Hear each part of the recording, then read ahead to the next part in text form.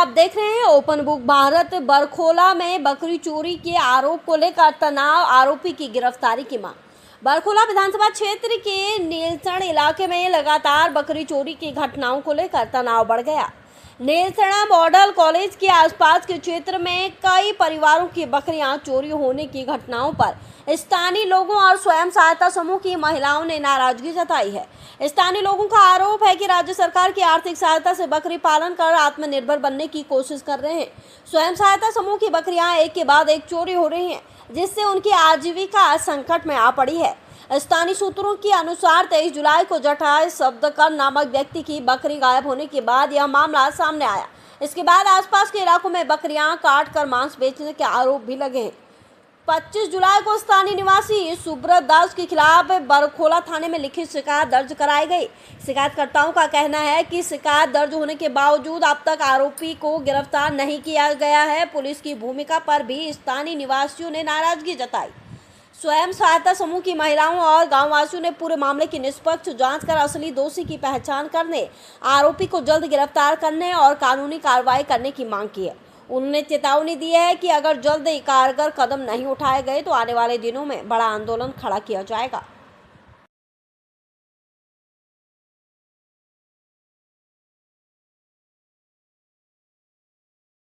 আমার একটা ছাগল আছে মানে 23 তারিখ বৃহস্পতিবার, তখন আমি টুকাইতে পাই না। তোমার 2-3 দিন টুকাইতে একটা খবর পাইছি যে আন্দোলন একটা খসি কাটা হয়েছে।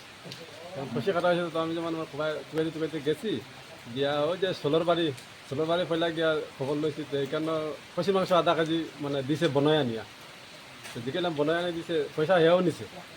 তো এরপর দিতে আমি আরও একটু ওদিকে মানে আগাইলাম, আগে আরও কিছু গেলাম আমরা বিশুদ্ধার বাড়ি গিয়া হিনো গিয়া ওলা মাতলাম। তো হিনো গিয়াও মানে খসি খাটা হয়েছে যে খবর পাইছি। পাইয়া এরপরে দি তো আমি আমার মানে আই গেছি। এরপরে আরবার খবর আইছে যেটা খসি খাটা হয়েছে সব মানে সেইখানেও মানুষে কইছে মাংস কাটিয়া বেচছে, তারা পয়সা দিয়ে কিনে খাইছে, তারা জানে না চুরির মাংস খাইয়া। এরপর দি এইটো গাড়ি দিয়ে নিয়ে আনো, গাড়ি থেকে লামাইয়া নিয়ে আনো। খালি বাড়ি একটা আছে, এইখানে খসিটা খাটছে। তার নাম মেইন নাম হইল সুব্রত দাস আর বেকার হইল বন দাস। এরপরে তো আমি গ্রামবাসীর হিসাবে জানাজানি করিয়া বরখোলা একটা এফআইআর দিছি। এফআইআর দেওয়ার পরে আজ পর্যন্ত কোনো বিচার আমি কোনো পাইলাম না। আমারও কান ছাগল আর 15-20 দিন আগে আমার এরকম 3টা ছাগল, 5 মাসের বাচ্চা 2টা আর বড় ছাগল একটা, ও কলেজের সামনে থেকে আমার ছাগলটা নাই দিয়েছে। আর যাইতে পাইছি না। আমার এরকম মাস হয় নাই, মানে একটা ছাগল হারাইছে, 3-4 দিন পরে আরেকটা ছাগল, 2টা ছাগল, আমার একটা গাভী আর একটা বাচ্চা দিছিল আর কি। একটা ছাগলগুলো নাই, তো আমরা তো খুঁজ করতে পাইছি না। পরে পরস্পর শুনতে পাইছি যে এরকম যাতে ছাগল হারাইছে, এরকম পাওয়া গেছে ঠিক। ওই লোক যে আমরাও সেদিন থানাতে গেছিলাম, এফআইআর করার দিন আমরাও গেছিলাম, কিন্তু আজ পর্যন্ত তো কোনো মানে এটা কোনো সেবা বিচার পাইলাম না আমরা। তো আপনারা এটা কোনো মতো এটা যেমনি হোক এটা একটা বিচার করে দিবে, আমরা এইটাই দেখতে চাই যে চুরটাকে আর চুরটা একজন না আরও মিলিত আছে, ওইটাই আমরা জানতে চাই। আমরা গরিব মানুষ, আমরা 10,000 টাকা পাইয়া এসএসজি জিতের জন্য ছাগল কিনলাম, এখন এরা এটা চুরি করে নিয়ে গেল। তো আমরা এখন ওইখান থেকে যখন আমরা এখানে আসবো সার্ভে করার, আমরা কী দেখাবো কোনটা? আমরা তো কিছু নাই দেখানোর মতো না। যারা ছাগল চুরি হয়েছে, আমরা তো সবাই একটা খবর পাইছি যে আমরা অমুকে চুরি করছে, কিন্তু অমুকে তো আমরা হাতে মুখে কিচ্ছু করতে পারি না, যেহেতু তার উপরে একটা কেস দেওয়া হয়েছে।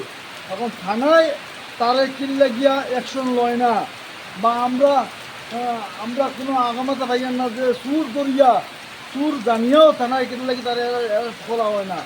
আমরা এখন অনুরোধ প্রশাসনের কাছে যে অতি সত্বর তারে গ্রেফতার করা হোক। যখন এটা থানার মধ্যে এফআইআর দেওয়া হয়েছে, এটা তো একটা অ্যাকশন লইতে লাগে তো পুলিশ প্রশাসন থাকিয়া। আজকে পর্যন্ত এখানে কোনো ধরনের অ্যাকশন লওয়া হয় না। এর লাগে আমরা যদি অ্যাকশন না লওয়া হয় ইতিমধ্যে আমরা অন্য ধরনের সিস্টেম আমরা গ্রামবাসী মিলিয়া যারা ছাগল চুরি হয়েছে সবে মিলিয়ে একটা পদক্ষেপ লইব আমরা।